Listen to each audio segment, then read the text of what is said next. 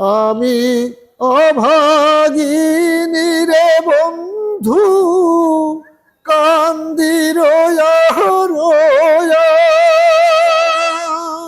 কোন পরাণে গেছো তুমি, কোন পরাণে গেছো তুমি, আমারে ভুলিয়া বন্ধুর নামের মালা গাথি চোখের পানি দিয়া। আমি নিরালে বসিয়া বন্ধুর নামের মালা গাথি চোখের পানি দিয়া। সুমধুর কণ্ঠে সাগর পাড়ে দাঁড়িয়ে মনের ভাব প্রকাশ করছেন ৬০ বছর বয়সী বাউল রেজাউল করিম শাহ। গভীর সমুদ্রের কোল ঘেঁষে ছোট্ট একটি চায়ের দোকান আর পর্যটকদের গান শুনিয়ে চলছে কোনো মতে তার সংসার। এখন পর্যন্ত ৫০০টির মতো গান লিখেছেন তিনি। অর্থের অভাবে কোথাও প্রকাশ করবে সেটিও হয়ে ওঠেনি, বরং বয়সের ভারে নিজেই নুয়ে পড়ছেন। অভাবের তাড়নায় একদিন সাগরে এক প্রকার ভাসতে ভাসতে এসে কুয়াকাটায় ভিড়ি। আমি আমার সংসারে ৩ ছেলে মেয়ে পরিবার নিয়ে, আর আমি ৫ জন নিয়ে সংসার। আমি খেটে খাওয়া মানুষ, স্বশিক্ষিত মানুষ। আমার সম্পদ আমার এই দেহ, এই জীবনী। এছাড়া ১% জায়গা আমার পৃথিবীতে নেই। আমি পর্যটকদেরকে বিনোদন দিয়ে, পাতার বাঁশি গান শুনিয়ে, আর এই ছোট্ট চার দোকানে কোনো রকম আমার সংসার চলে। তথাপি বাউল রেজাউল করিম শাহ ইউটিউবে সার্চ দিলে অনেকের চ্যানেল ভেসে ওঠে। আমার প্রতিভা, আমার গান, আমার সংলাপ, আমার বাঁশি, তা দিয়ে হয়তো তারা কিছু পায় কিনা আমি জানি না, তবে আমার জায়গাটা শূন্য। হ্যাঁ, যদি সুযোগ পাই তাহলে অবশ্যই। ধন পেতে অনসৎকার, অবশ্যই। যদি কোনো সহৃদয় ব্যক্তি ছুটে আসে, আমাকে নিয়ে নেয়, আমার ডাকে সাড়া দেয়, তাকে স্যালুট।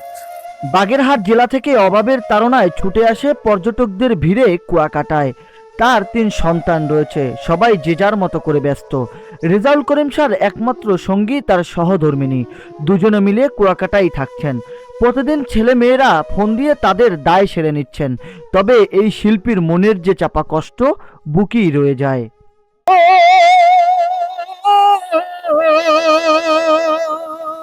চৈত্র বৈশাখ জ্যৈষ্ঠ গেল, চৈত্র বৈশাখ জ্যৈষ্ঠ গেল, ভাই ধন আইল না,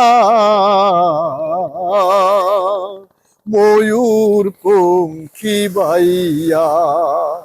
আরে ও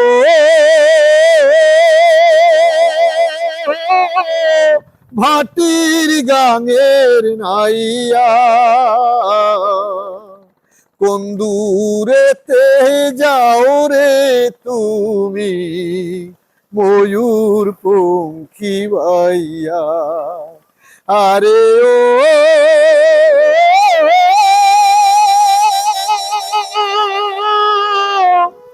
ভাটির গাঙের নাইয়া। লেখক, গীতিকার, সুরকার যখন সবই নিজে, তবে প্রকাশ করতে পারছেন না তিনি। স্থানীয় কুয়াকাটা শিল্পী গোষ্ঠীর মাধ্যমে পর্যটকদের গান শোনালেও ভাগ্য তার কথা শুনছেন না, এমনটাই জানিয়েছেন কুয়াকাটা শিল্পী গোষ্ঠীর সাধারণ সম্পাদক জনি আলমগীর। একজন গুণী ব্যক্তি। আসলে আসলে এই কুয়াকাটাতে দীর্ঘদিন যাবত উনি থাকে, এই কুয়াকাটা শিল্পী গোষ্ঠীর সাথে সম্পৃক্ত। ওনার প্রতিভাগুলো হচ্ছে, ওনার নিজের প্রায় ৫০০র মতো গান লেখা রয়েছে। আসলে পৃষ্ঠপোষকতার কারণে ওনার গানগুলো ভালো জায়গায় পৌঁছতে পারেনি, এবং পর্যটকদের বিনোদনের স্বার্থে যথেষ্ট তার এই সঙ্গীত অঙ্গনে তার যথেষ্ট শ্রম রয়েছে। সেটি হচ্ছে পাতা দিয়ে, যে কোনো পাতা দিয়ে সব রকমের গান তুলতে পারেন তিনি। তো আসলে তার কোনো অর্থ নেই, অর্থহীন একজন শিল্পী উনি। এই বয়সেও সুর তুলতে পারেন পাতার বাঁশিতে, বুনতে পারেন জাল। চোখের জ্যোতি কমে গেলেও এখনো লড়াই করে যাচ্ছেন তিনি।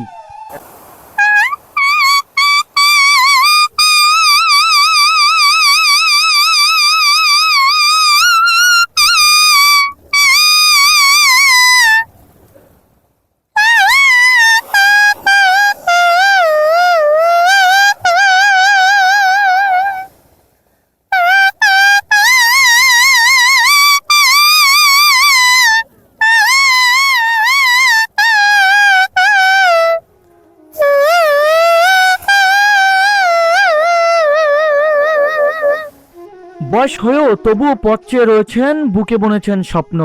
নিজের লেখা গান প্রকাশ করবে বিভিন্ন মিডিয়াতে।